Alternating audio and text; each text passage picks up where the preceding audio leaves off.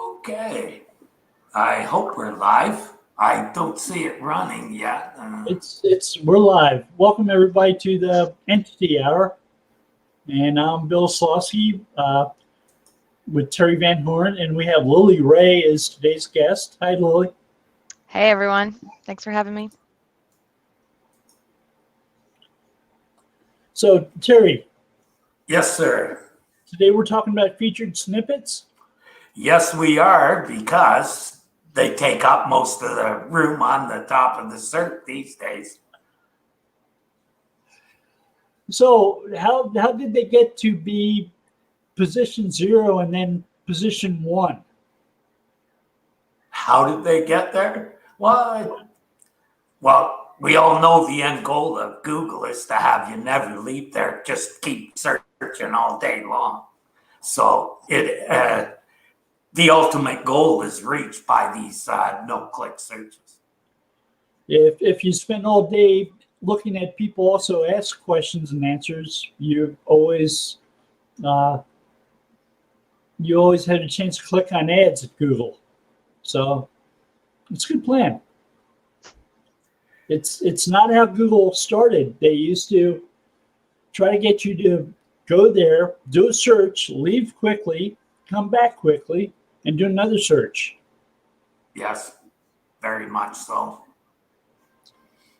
So, Bill, we were talking earlier, and you were mentioning a little bit about the history of featured snippets, and that really surprised me. I read a lot, but I was not aware of where the origin of featured snippets came from. You want to fill us in?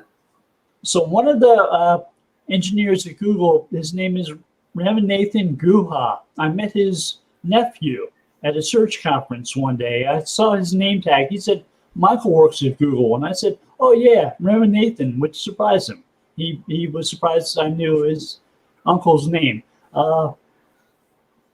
Wrote a blog post in 2009 introducing featured snippets. And the idea was to try to provide some machine readable information to the search engine about content on your web page that might be interpreted a number of ways. And there was a patent that was first written in 2009 about book information. And it described how rich results might be derived from that book information. And the patent detailed that it was updated 2 years ago and removed the book information part of it. It just said this is how rich results appear, which took forever to show up because I'd been looking for years for a patent that was specifically about featured snippets. And there wasn't one that said, these are what rich results are. Sometimes they update those patents and reveal things that weren't in the original versions. Right. What I thought was really interesting when we were talking about it was what Sergey Brin did with featured snippets. And what's surprising to me was that he did it a year after the PageRank. Right. So Larry Page wrote the patent for PageRank in 1998. He is the only person's name on the patent. So when it came to naming it PageRank, he said, I'll name it after myself. It's PageRank. I'm Larry Page. It wasn't that this is a ranking feature for pages. It's the biggest confusion ever. Caused so much confusion for so many years. It's a ranking feature developed by Lawrence Page, PageRank. So in 1999, Sergey Brin came out with a patent. He didn't call it Brin Rank, but it was, he came up with 5 books. And he said, okay, we'll crawl the web. If we find these 5 books on one website, and here's the books' names, their authors, their publishers, and other related attributes about those books, we'll then collect book information, attribute information from the remainder of that website. and it will have the base collection of information about books anywhere. And we'll just keep on exploring new pages, new sites to see if any of them have these 5 books. So that was a patent about finding entities and about relationships between attributes of those entities. This was in 1999, a long time before featured snippets, and it was a long time before Google was talking about collecting entity information and factual information. But it's sort of like the backup plan for, say, the days after PageRank. It sort of evolved that way. So Google's sort of moving towards looking at nodes. Okay, so it was originally looking at nodes as web pages and edges between nodes as links between those pages. So now we're looking at entities as nodes and relationships between entities and other factual information as edges. So there's been an evolution behind the scenes at Google that started in 1999.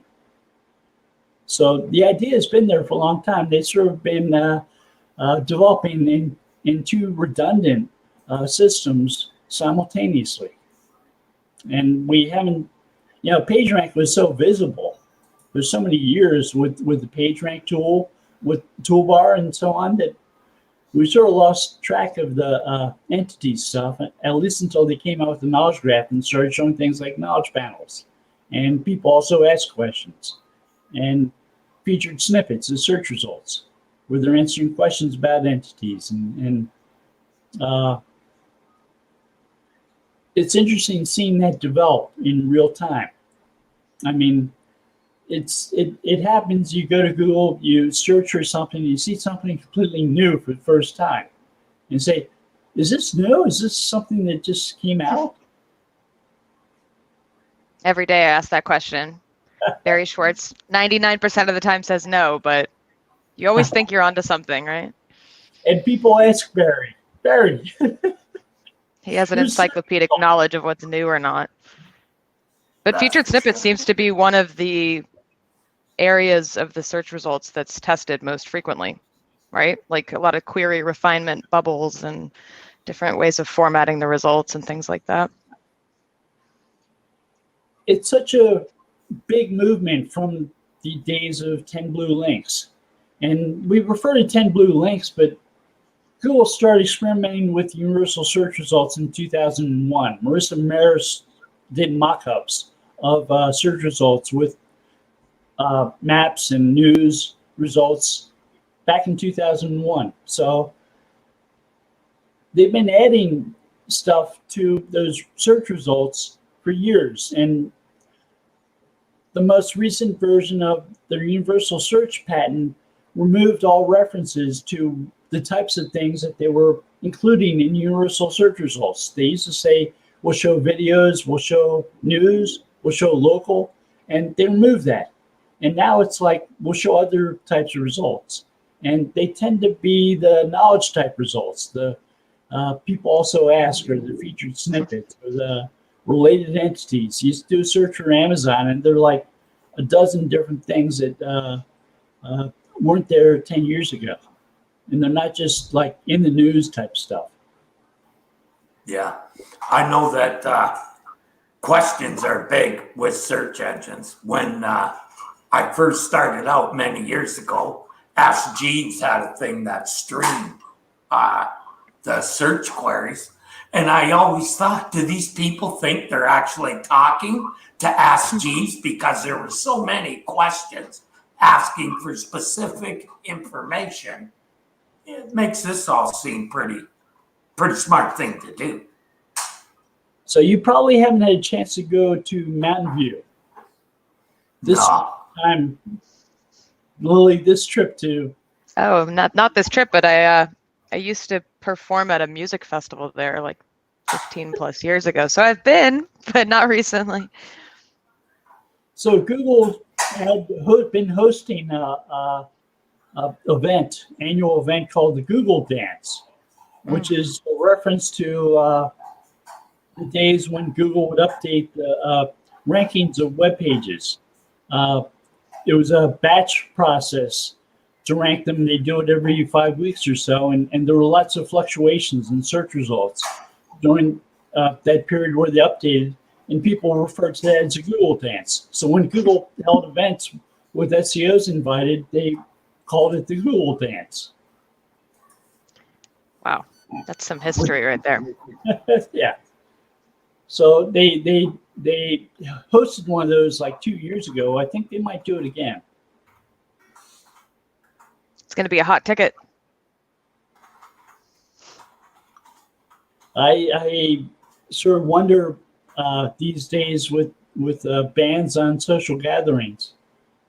I can see Google hosting something like that again, but maybe not immediately. Yeah.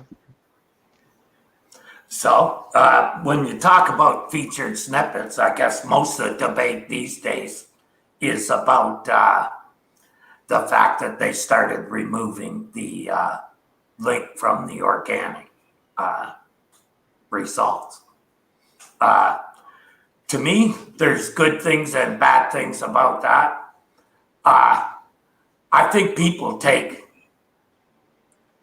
sometimes they just feel entitled to traffic, and they don't understand that they aren't entitled to traffic. All the traffic is actually Google's, and they're giving us a hand, basically. So, you have to have a strategy when you're going to do these things. So that's my take on it. Anybody else have a... So one of the first patents that I wrote about was on Google definitions. And I consider Google definitions as the first position 0 type result, because if you could come up with glossary type pages where you provided correctly formatted results, what a head term is, and then what the definition of that term is, Google would use your definitions to tell people what something was. If you made some mistakes, like instead of including an actual definition, you did C:, and then a URL, Google would say, you're not the best source for definitions. We're going to stop using you. So that was 2004. They started doing that, and that was a great thing to do, to get those types of results, because they would appear above the organic search results. Yeah, for a while, featured snippets were doing that too. Yeah, were they using definition HTML code to grab those? You didn't have to use. Okay, so same as now. So again, that's probably where they started learning about tab data. They stressed doing things like using different font colors or font styles for your head terms as opposed to your definitions. So that it was really easy to distinguish between the definitions and the head terms. Okay. It's interesting. Yeah, I think as far as deduping goes, it depends who you're asking. So obviously in the marketing space, that was pretty frustrating because, like you said, we almost felt entitled to that traffic. I think it was almost too good to be true to be ranked in the featured snippet as well as position 1. And I think the total click-through rate to be in both positions was average like 35 or 40% or something, really, really high. You definitely don't see that when you're just number 1 organic. However, I see why Google did it. I know that from their perspective, like, why should one site capture both positions? However, also, I don't know about you guys, and maybe this is just because we're conditioned to do this, but I think a lot of users skip over the featured snippet and scroll down to the regular organic results just as a habit. So if the user's in the habit of doing that, then being removed from position 1 when that all happened is actually a pretty big loss for a lot of sites, especially if the featured snippet just kind of like directly answers the question. So we did see pretty significant declines when that update happened. Yeah, I found I was looking at some old clients that I worked for, and I found it's not just featured snippets they're doing it on. For instance, I used to own the local packs for a lot of terms. They're not in those anymore either. So, but here's the thing. You know what I learned about local pack? Abysmal click through. They go to Google and decide from your, if you don't have a good page, they ain't coming to your website. Well, they removed the website link too recently on many types of results in local. You notice that? So the local, Not lately. I'm glad I'm not doing this for a living It's anymore. not fun. No, I can imagine, because I know that would have really hurt the company I last worked for, because we owned the first page. Yeah.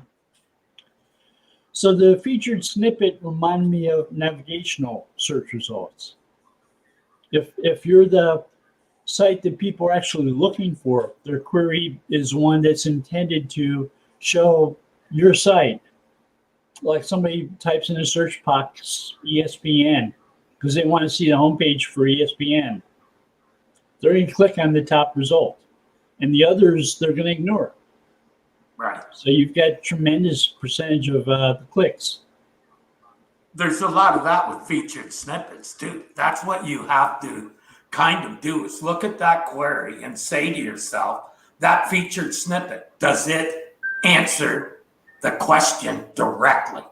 If it does, they ain't going to any of the links below. So if you want visibility, you're going to get the featured snippet. To not get it because you're not going to get any traffic, well, neither is anybody else. You've at least got the visibility that nobody else got. Or that there might be a fear that the featured snippet itself is intimidating for some reason. So, Lily, you wrote an article about FAQ results. Mm-hmm. And there was concern that people weren't clicking through. Yeah. For FAQs. So how did you resolve that? It was kind of interesting. Yeah, that was a lot of fun when that all happened. It was like mid 2019, I want to say. But yeah, Google announced FAQ schema as a new type of schema, maybe around like May of 2019. And so we just immediately put it on our client site and then saw this huge uptick in impressions and like a major drop in clicks at the same time.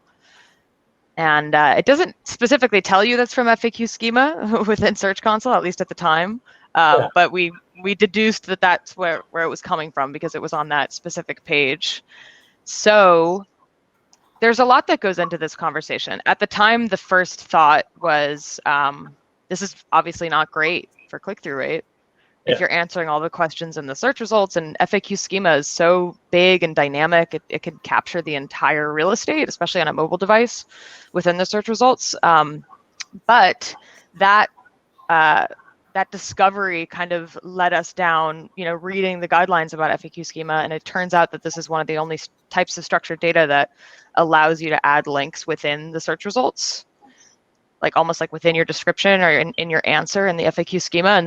And even to this day, Google hasn't really cracked down too much on the use of links and answers in FAQ schema. So you can theoretically link to, I don't even know, 100 different pages on your website within FAQ schema.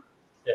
So I hope Google's not listening, but if you have a use case for driving people to multiple pages through your FAQ schema, it's a pretty nice organic result. We don't get that type of thing very often. That reminded me of the definition. So in the definitions, if your definition wasn't an actual definition, but was a C:URL, Google would say, okay, you're not the best source of definitions. So if your answer to an FAQ question isn't just an answer and a link in it, but it's a C:URL, they might not like that too much either.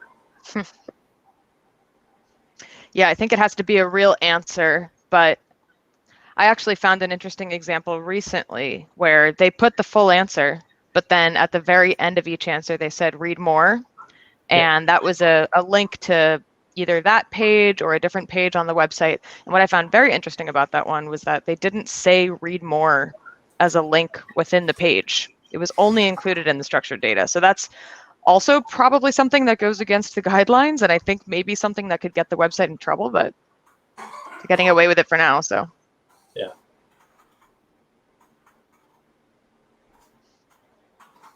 Sorry about that. I'm trying to look at something. Streaming's not working on YouTube again. Anyhow. Well, I guess it is for some people. Anyhow. Check it out. It's always available later, folks. So, where was it? So, like in all things SEO, there's always pros and cons. Yeah. For me, it's all about just figuring out what those are. So, to me, the only bad thing is that it removes the organic link. So you have to decide whether that organic link is going to actually get clicked. That's a decision for me.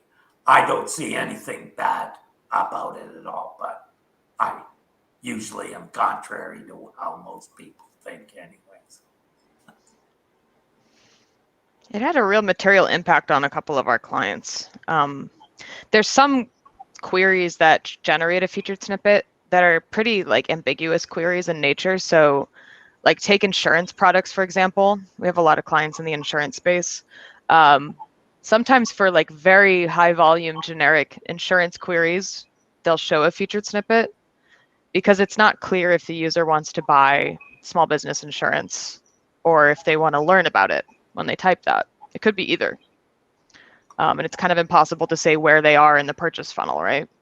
So for a client to be in the featured snippet for that type of keyword has proven to be extremely beneficial. Conversation here. Oh, there she's back. If Oh, did I drop out? You had an insurance company that had a problem. Yeah. Sorry, my Wi-Fi must not be that great. So like for certain types of like generic head terms, insurance type keywords, for example, Google will show a featured snippet, even though it's not clear where the searcher is in their purchase journey, right? They might be looking for information, they might be looking to buy insurance, but they do tend to show featured snippets for those queries. And being in that featured snippet result is a game changer for insurance companies, and to lose that featured snippet, it has a huge material impact really quickly. So if the answer to the featured snippet question is one that matches the intent of the searcher, you're likely going to get more clicks. If it doesn't match the intent, you're not necessarily going to improve in that. But it's more clicks as well as more leads for those types of queries. Yeah. You know, even if it's just 2 sentences about what is, small business insurance, people click on that, and then I guess they get, they go down the journey of the funnel of that specific website that they clicked on. So it has a big impact. It's the number one result. They always get clicked. Or most times. So Google's been coming under fire for their role in schema, because they tend to be in charge of a lot of what happens in schema. Now, schema, the webpage, it's supposed to be the result of a collaboration from Google, Yahoo, Microsoft, and Yandex. But a lot of times the schema markup we see is described in more detail at the Google developer pages. And sometimes they develop stuff there more quickly than that schema.org, like speakable markup they introduced as a beta only for news sites 9 months before it was available on schema.org. So they've been under fire for that, and people complaining that Google maybe has too much power over schema.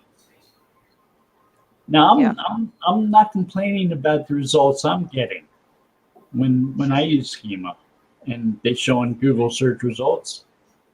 I'm usually pretty happy with them. I think the bigger overarching question, especially recently, is what is the benefit of schema that's not used for rich results? It's machine readable. That's it. That's the end all, be all. When I first heard about structured data, I laughed. I said, this is a waste of time. Don't do it. Then someone who was a member of SEO Dojo, and she's actually worked at search engines and knows a lot, she said, think about it. You're a programmer. Think about it. It's machine readable. meaning search engine can actually understand the data, not guess, understand right away. I said, okay, I'm starting to do that tomorrow. Made sense after that. So it's not just a bag of words formatted loosely on a page. It's actually defined with attributes and values for particular information about what you're talking about, which means you've got context. When you're writing about a horse, people know you're talking about the animal instead of like the carpenter's sawhorse. They know which horse you're talking about. Google's getting those definitions, they're able to index that information better because they have the context. Yeah. It's just hard to make that case for many companies if it involves a level of resources like web development resources and implementation to get structured data added. If it's not something that generates rich results, it's proving harder and harder to have those discussions. Now, there's a whole other field of people in the SEO world and the web development world who love structured data for other reasons, maybe for other search engines, or because of its potential to be able to build new search engines or new data sets or knowledge graphs or things like that. But to make the argument to companies that they should use structured data that doesn't generate rich results is proving to be more and more difficult. Or to say, so go ahead. No, go. I was going to add, I got turned on to it again when David Harry and I did an interview with the SEO from Best Buy, and they were pretty well the first big company to put schema out in a big format.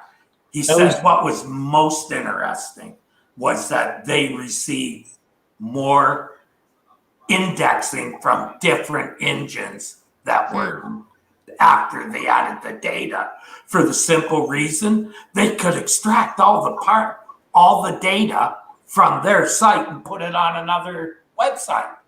That was Jay Myers? Yes, I believe that's his name. I'm not too good with the name, so He was presenting at semantic web type conferences too. That doesn't surprise me. He's a smart dude. So they saw more traffic from other non-Google search engines? Yes.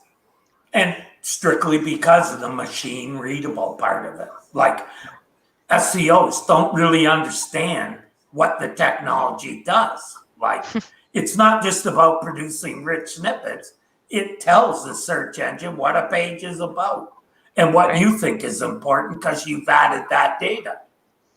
Well, Lily, you've written about how structured data adds provenance, adds context, helps people understand and disambiguate. Right.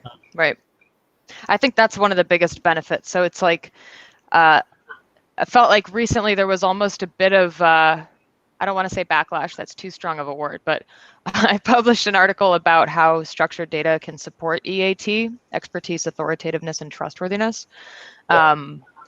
And in the article, Bill, we spoke when I was writing it. It was basically about, like you said, disambiguating queries that might mean multiple things, or making the connection between an expert who's listed on this website and saying they're the same as, the expert listed on this other website. So it's really just creating these connections between pages.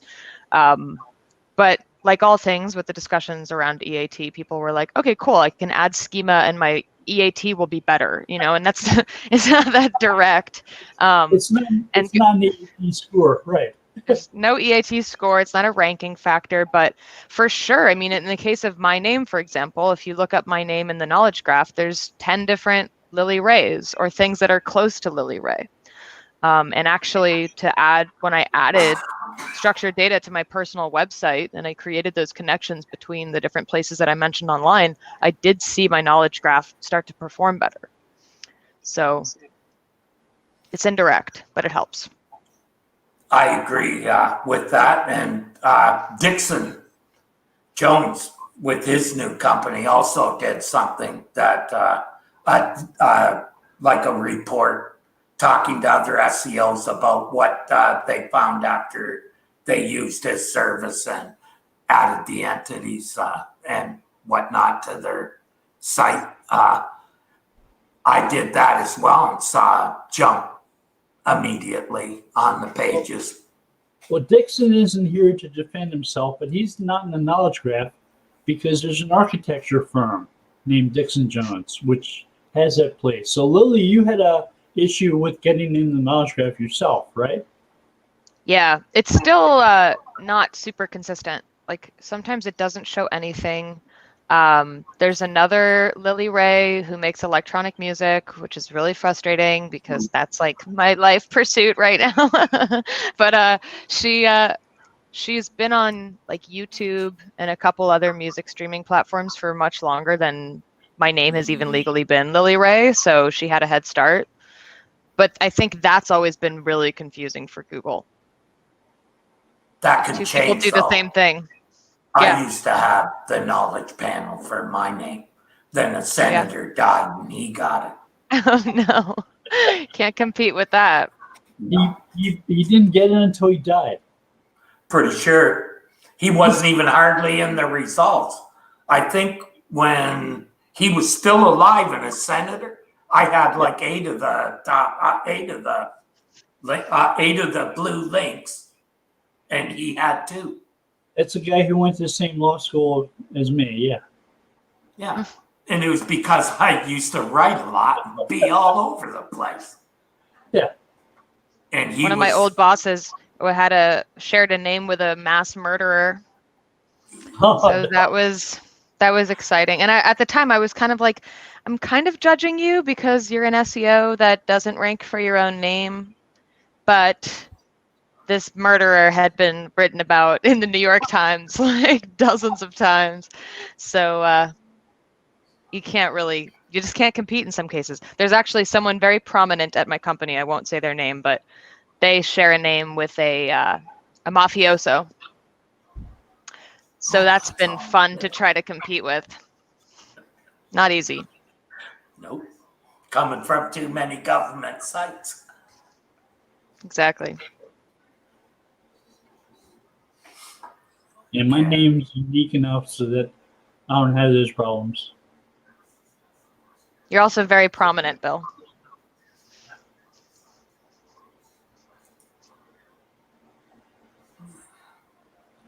So when you're looking at targeting featured snippets, what are some of the things that you take into consideration?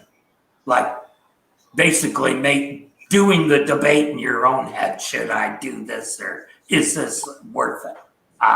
What would be some of the things that you two would look at? And then I'll share what I have if I have anything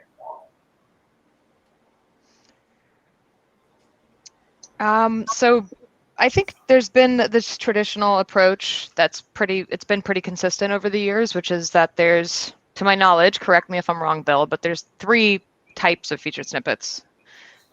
There's paragraphs, lists, and tables. Maybe there's more now, but traditionally those have been the 3 basic types. And within lists, there's ordered and unordered. So you get the numbers or the bullet points.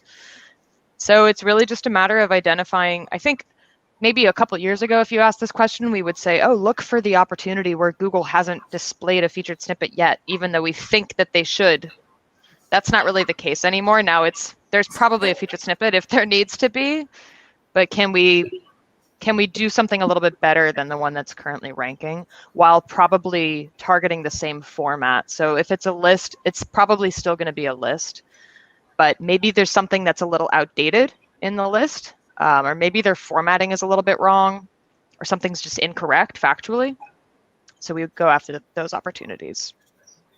And I look to see whether or not the answer that's provided as a featured snippet is the best answer possible.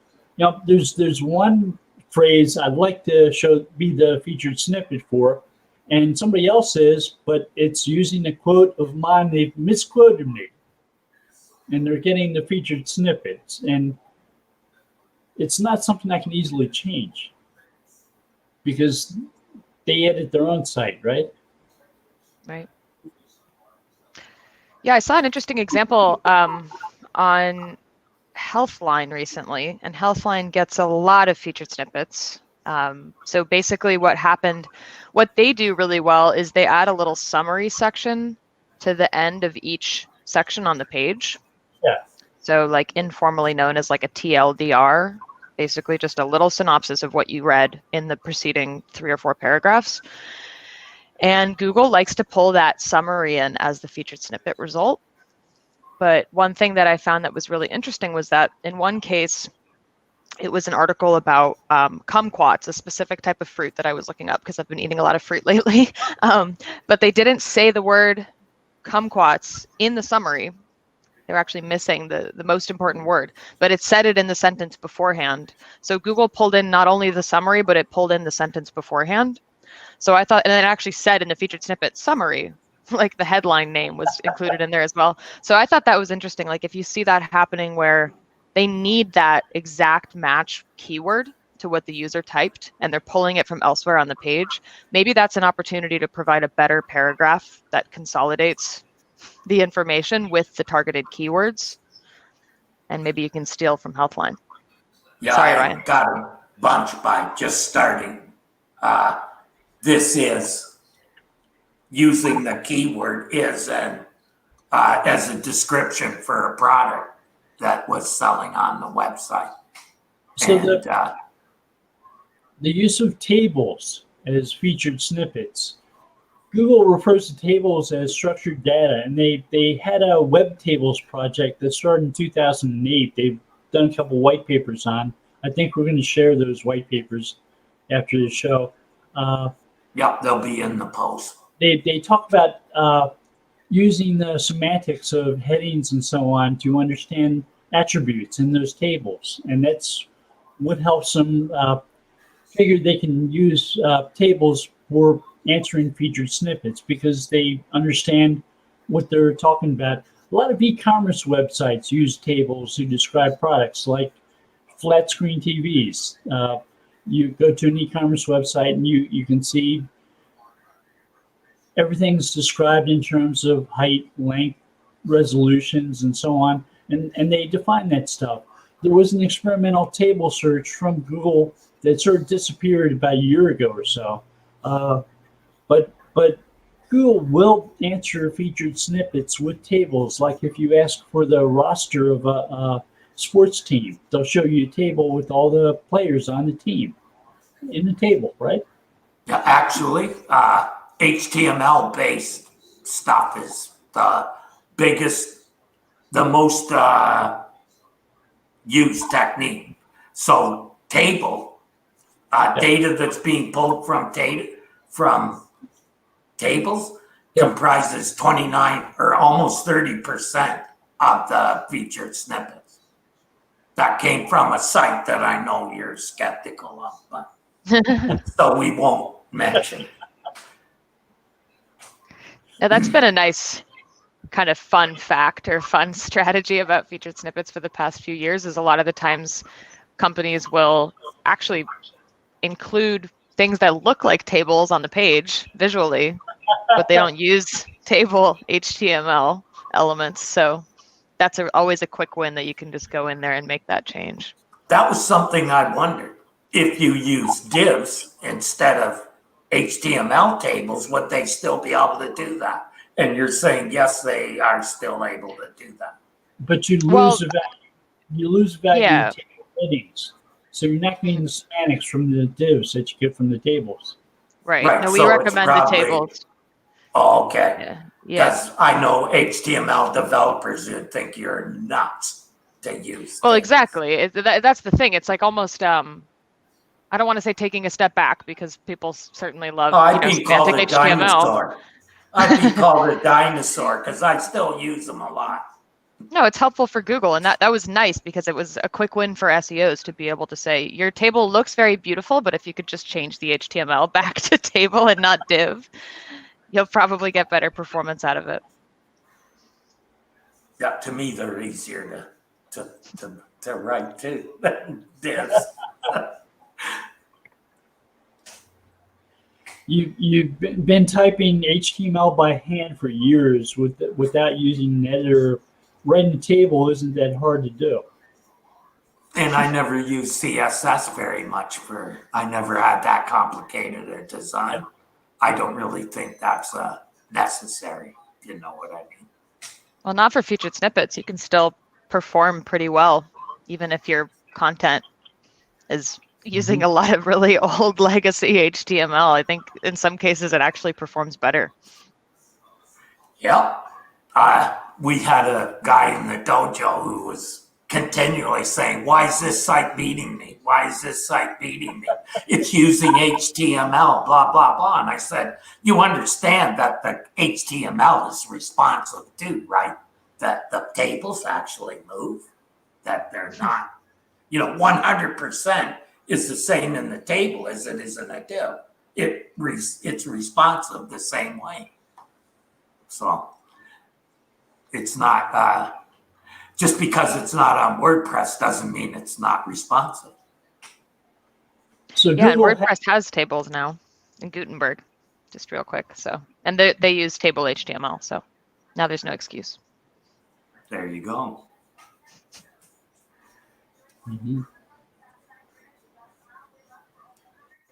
So for me, if there's not a featured snippet in it, I'm looking at it and thinking, why not? Because you can always slip a video into almost any cert that I've seen.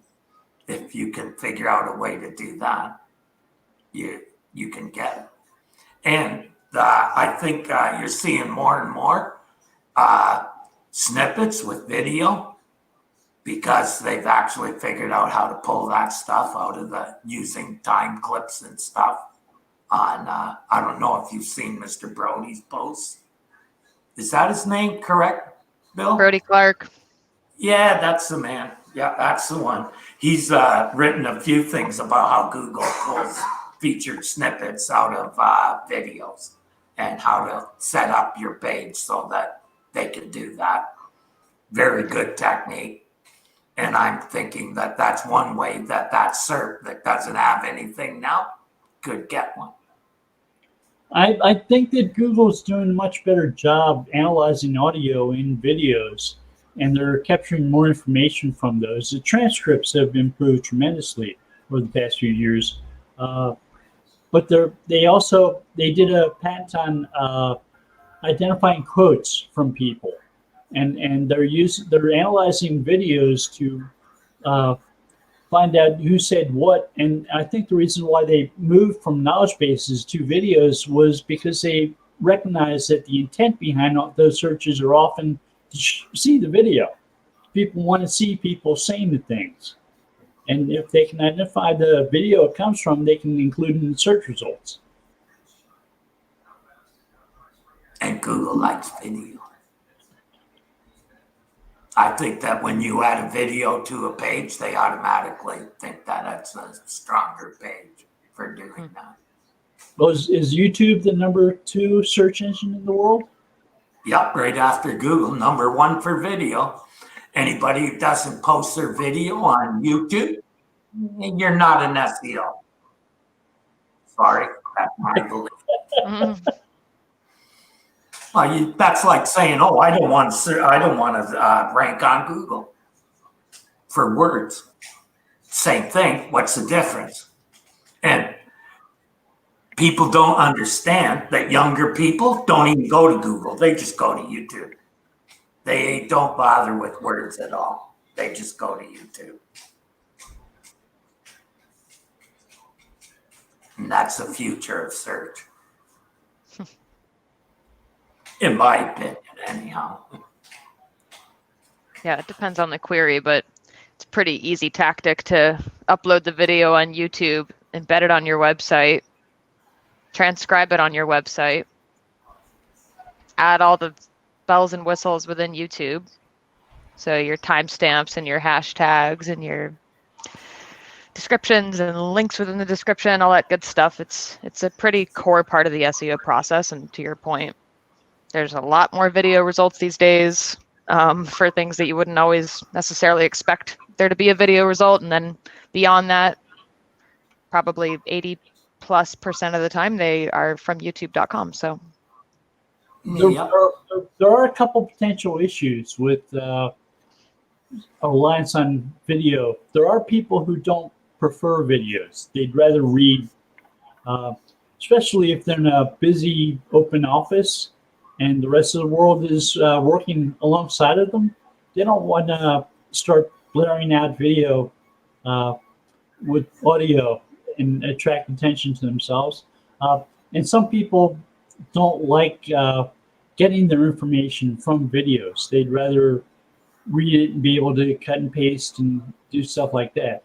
So it's maybe a matter of preference more than anything else. But that does exist.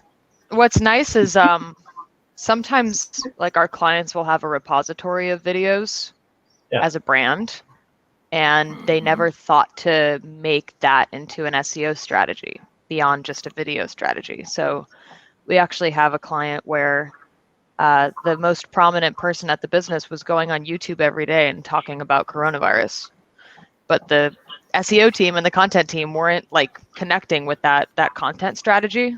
So we just took the content from YouTube and wrote it up on the website, not necessarily an exact transcript, but like, you know, an embed of the video and then an SEO optimized version of the article, and boom, easy content strategy.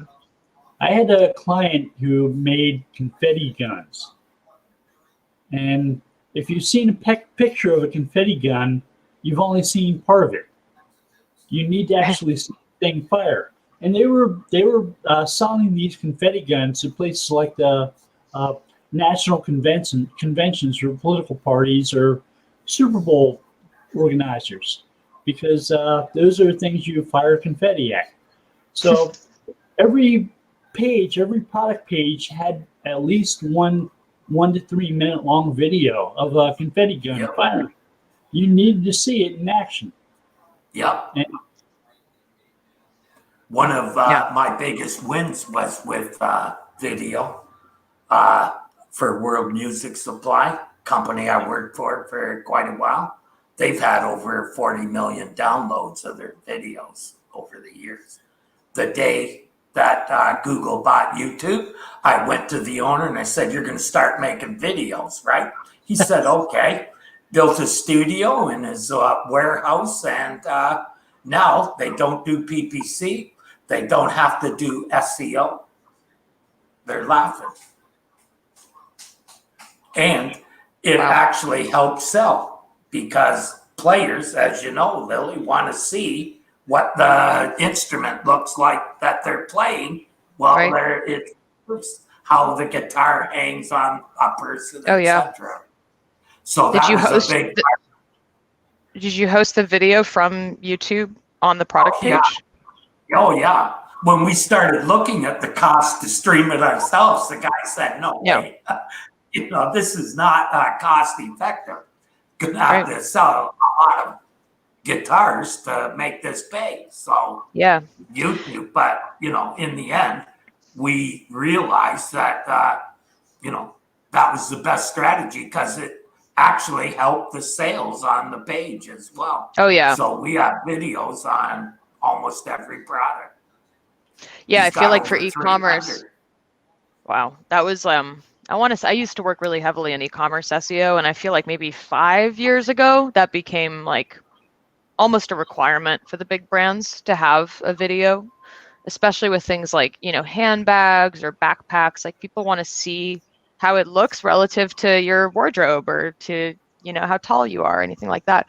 Me personally, I've purchased because of the videos for things like a hiking backpack or something like that. You need to see it in action. So it's a great strategy. Some e-commerce sites, like shoe sites, want to have 7 pictures of shoes from different angles to ideally sell that shoe, let people see enough of it. So is video a good replacement for that? Getting those different angles, letting people see what's going on there.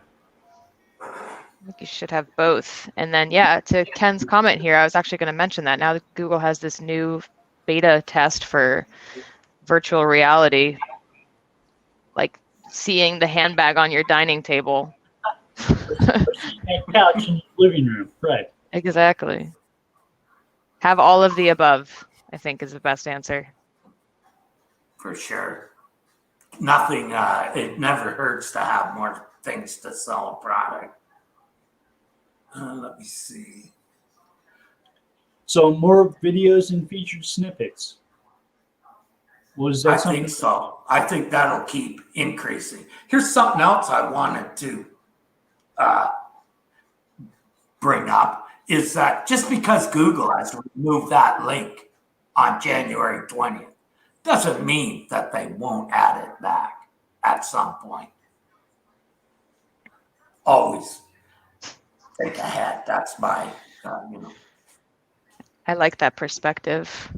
I mean, it's like with featured snippets, it's one of these things where we wake up in the morning and we're at an agency just like you, Bill, and what happened today? We lost 20% of our traffic, or we gained 20% of our traffic, and it's, oh, they decided we're the featured snippet, they decided we're not, they moved, different text content to be in the snippet, or lately there's been this whole thing with the query refinement snippets, or like multiple featured snippets that rank for the same keyword, and the rank tracking tools will tell you you're position 1. So we're like, yay, we're position 1, and then you have to click on the bubble, but guess how many people really click on the bubble? nobody. It's virtually 0. So to explain to a client you rank number 1 and get 0% click-through rate, that's a fun conversation to have. Very. Had it. So a number of years ago, Google merged local and organic results, which meant if you ranked well for an organic result and you ranked well for a local result, Google might bump up the local result ranking and remove the organic result completely. Yeah. So they just kicked you right square. So I wrote a blog post about that patent that said that, and got a phone call the next day from a coworker who said, we have a client who's concerned their organic result has disappeared from search results. I said, okay, what's the client's name? I did the search. The top result was their local result at number 1. Yeah. Which is fine in theory until they remove the website link.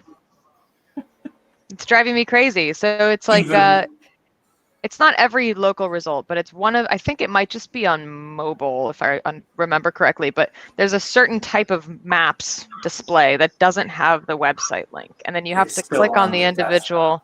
Yeah, you have to click the individual business name, and then it takes you to their dedicated GMB page that has the website link. But that's another thing that really kind of messes up our rank tracking tools, because they're scraping, they're looking for that URL, so it just goes to 0, even though they're ranking number 1 in the maps. Is Google trying to monetize those GMB results? Are they wanting people to pay for those badges that show their verified results? They charge like $50 a year for that? $50 a month. $50 a month. Okay. Yeah. Per location. That was our reaction. Some people were like, that's not that much. I'm like, it's coronavirus. These businesses are closed. Like, they can't, for a little badge, they can't afford that. I mean, some can, obviously, but many can't right now. But here's the thing, even if you were in the local pack, my experience has been the click-through and actual getting visitors from that, it's abysmal. If it was a natural result, I'd be working on the meta description and title, trying to get more clicks, because it's really bad. When I've helped people improve local results, the amount of phone calls and doorbell rings are what make the difference. So visiting the web isn't necessarily that important as long as they get that contact info. Yeah, but the problem is most businesses don't even see that as coming from SEO. They came through the door or whatever. Most of the times they don't know. I've been there.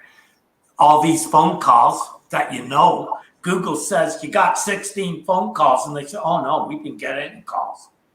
Well, that's because the secretary didn't bother to ask. It's a really great point. I've noticed too, and I'm sure you guys have seen the same. It's like the number of companies that don't use UTM parameters in their local results. You know, if you look at the website link, it's like, are you tracking that at all? Do you have a local SEO strategy? Because that's a really big percentage of probably your leads, especially for local businesses that have many locations. Well, that's like a lot of things on a web page, like Yeah. the big hero images and sliders at the top of a page. Ask most people, why are they there? They don't really know. They haven't actually seen if anybody is even clicking something that's taking up, what, 90% of the top fold? Geez, I think I'd want to know what was being clicked there. Seems important. Yeah. It'll probably change next year with the emphasis on core web vitals and things moving around on the page. I can see even if it doesn't spring. I've got one that springs, like they say, where it goes from this down to this when the actual thing loads. I can tell you that that's part of the problem with Revolution Slider. Doesn't give you anything to measure that. It goes with, doesn't talk about height at all. Yeah. Well, that gets to be part of our strategy next year as a formal ranking factor. So that's exciting. But you don't wait till next year to start that. Right. If you're building a website today, you got to be looking at that. You got to understand what they want in the future. Otherwise, you'll have the website built and 6 months later, you'll be going back to the client. Yeah, we have to rebuild your website because we didn't do it right the first time. Google doesn't like it. I've been there. People don't like to hear that they have to change their website because Google can't understand it. For instance, like, Ajax when it first came up. It's like when clients were asking us about whether or not their sites were prepared for the mobile friendly update. And we said, remember all that stuff we did trying to get your site off the URLs to the responsive pages? That's why we were doing that last year. It's hard when Google sends out like urgent communications, you know, and sometimes they're not as urgent as they seem, or sometimes the client doesn't realize that's what we've been advocating for 2 years. You know, they give us forewarning. It doesn't happen every day, so you didn't get penguin or panda updates or medic warnings would have been great. Why? That should have been standard procedure anyways, shouldn't it? Well, we had clients that were not necessarily complying with a lot of those recommendations, and they were seeing incredible organic traffic before medic. So lesson learned. Mm-hmm. Were they retail sites or service sites? Informational medical sites. Ooh, okay. Yeah, I can understand it. But people don't understand calling that the medical alert was totally a big mistake. Because there's a lot retail probably got hit just as hard as medical sites. For sure. If not harder. There's obviously a sweet spot for me. That's why I refer to it as medic. Yeah, I found that the reasons were different too. With medical, it was usually about not links to information about the people who wrote the stuff. Whereas with retail, it was more about what that people hadn't actually bought the products that did the reviews. So I found that almost every site that got clipped for that got it for, they didn't mention that the site had been bought or that the product had been bought. And if they did, they were private. In other words, just on their site. If you want to do reviews, you almost have to do them on a third party for Google to take them seriously. It's a great They're observation. just a risk if they're not.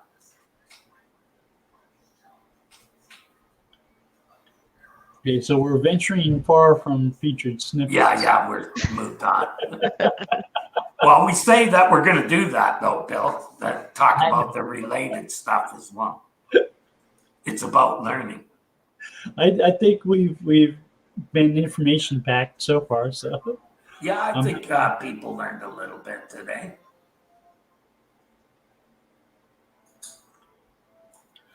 So when you're optimizing a feature snippet, I was thinking about this. One of my strategies would be to, and I know Bill doesn't necessarily agree with this, but I always believe in having optimization in my hip pocket. Meaning, once I start ranking and I get the rankings that I know the site deserves, I quit optimizing so I can maintain that place over time.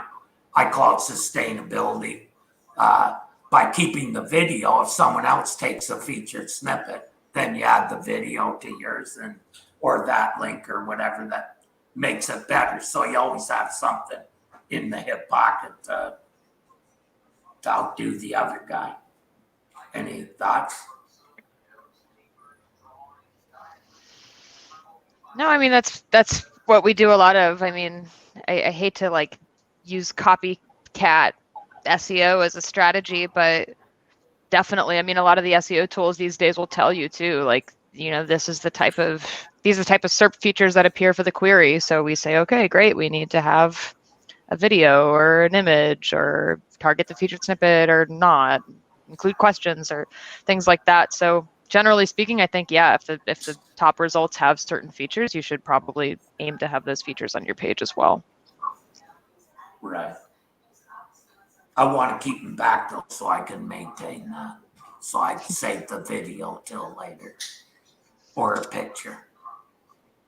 And then when someone else got it, I'd move that nice picture right up beside the featured snippet rather than being right on just somewhere else on the page. Same with the video. Or I'd do something on YouTube that would bring the video up.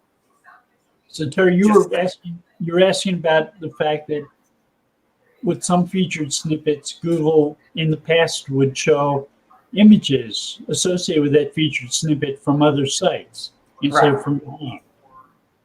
They don't really do that as much anymore, correct?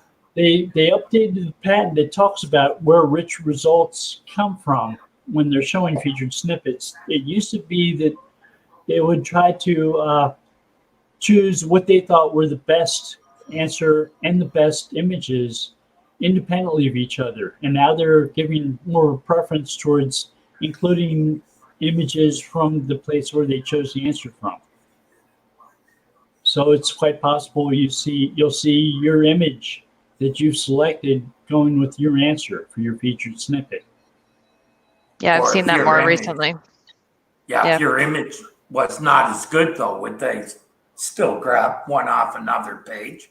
Or would they use your image no matter what the quality is? They didn't discuss any type of balancing act or threshold requirement. Okay. But they did say they would prefer to show the one from the same source as the answer. Don't know if that's always going to be definitive. I think it's a better experience when it comes from the original site. When they were pulling from different websites, there was a lot of mismatched information. They got ahead of themselves. Or it could have been that people weren't providing images with the featured snippet, realizing that they're going to put the image and maybe grab it from somewhere else. They're including the picture with the snippet where they might not have done it in the past. Just like that's how Google trains us, They give us something, and if we don't do it right, they'll make us do it right by showing us there's a better way to do it. People don't always choose the ideal images for pages they produce. I worked with a limo company, and the limo site had a page on young couples taking limos to the prom. And for a picture, they showed a young couple dressed up in tuxedo and dress and corsage and so on, ready to go to the prom. And I said, it's a great picture, but Where's if the you car? grab that couple again and actually show them getting into a limo, Hmm. that would be much better. How do you So think it's they're always- determining that, Bill? Do you think they're using image like recognition for featured snippets? They can use object recognition. I just wrote a post about this yesterday or 2 days ago, and they're capable of doing object recognition to recognize what objects are in the picture, and they're doing optical character recognition in case there's text on a page, like there's a sign in front of a business or there's a billboard, and they're actually reading that text to learn what the image is about. Or you add text to an image using a photo editing program, and they used to. It appeared they didn't like doing that because it was computationally expensive, but I think they're more willing to do it now. And if you do image searches, you'll see text over images in your search results on pages. Back in the days when you're doing local search results and people would take pictures of the business and use photo editing software to add text to show their address, Google wouldn't know where those places were because they weren't reading that text. So you always used to have to tell people, put your address in text on your page. Yeah. And I would still tell people to do that now because I wouldn't rely upon them getting it right doing the OCR stuff. But For sure. But they seem to be better at it now. So we're getting near the end, and someone asked a pretty good question to kind of end this, I think, and that is, how do we envision entities or snippets being used in 3 years from now?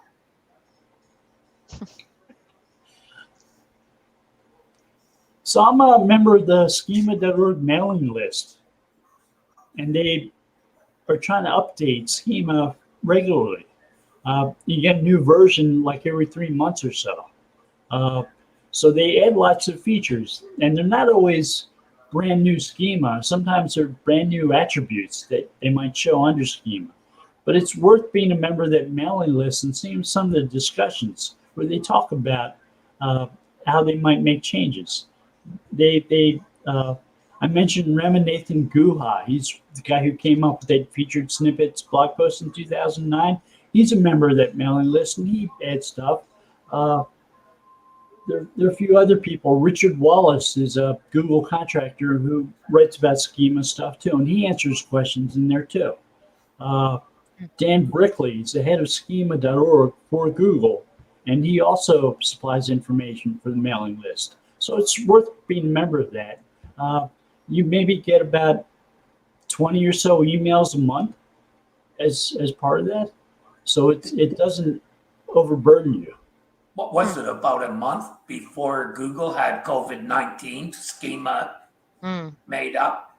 About a month after people started locking down and stuff? Yeah. Yeah. So That there was you really go. fast.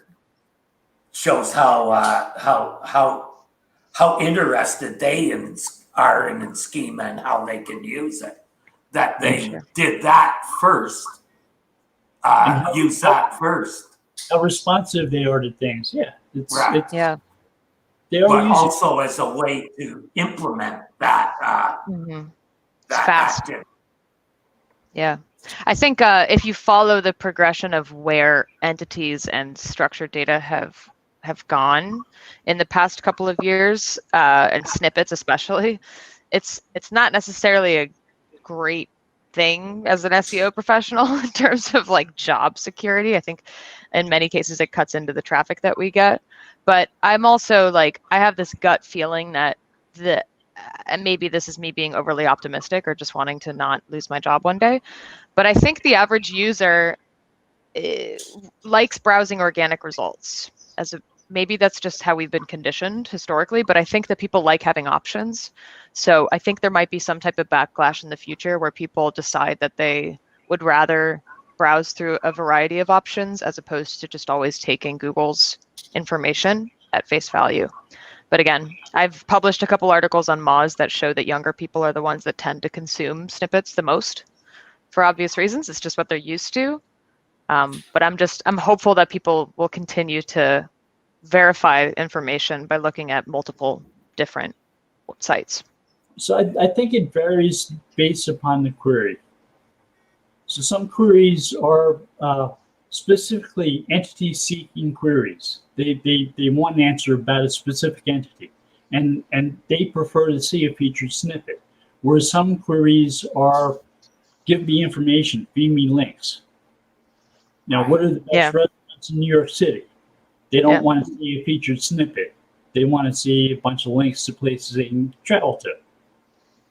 Yeah, but I can see where the featured snippet could be a list of the 10 best places to go in New York. And instead of just being an answer, it's 10 links. But there's a short bit. There's a famous hotel in the Middle East that looks like a sail in a sailboat. And if somebody asks, what is that hotel that looks like a sail? They don't want a link unless it's to the hotel. They want a picture of that hotel, and they want an answer. It's the, I don't know how to pronounce it, but I'll have to ask Google. yeah, but they want that one answer, that one entity. They want the featured snippet. I will say two things. Bill has a saying that I love. If your website is dependent upon the height of Abe Lincoln to monetize itself, you might want to look at a different monetization plan. And secondly, is the more complicated SERPs get, the more secure our jobs are, the less secure link builders' jobs are. That's the way I see it. If you're a real SEO, this is only making things tougher. It's not making it easier. That makes it better for real SEOs, link builders and whatnot. Well, it can be a little tight for them. So we've seen some of these SEO correlation studies that encompass like 11.8 million websites, but they're all 10 blue link websites. They don't believe in, people also ask questions and knowledge panels and things like that. So they're sort of missing most of the web. The web hasn't been 10 blue links since 2000. Yeah, people should ignore all the SERP measurement tools. They're mostly full of stuff that comes out of cows' rear ends. What's that?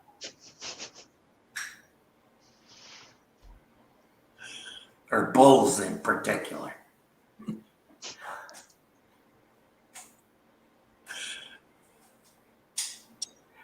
So, anything else? We've managed a full hour here, Bill. We made it again to the end. Well, thank you, Lily.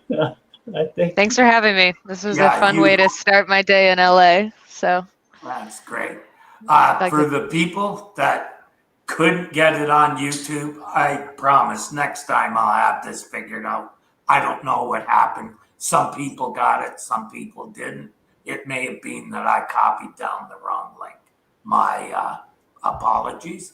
But all of this and more will be accompanying the video and audio on the accompanying site. So you'll get even more information there. So have a good day. And with that, we'll close it off and we'll see you in a month. Bye for now. Bye now. Bye, everyone.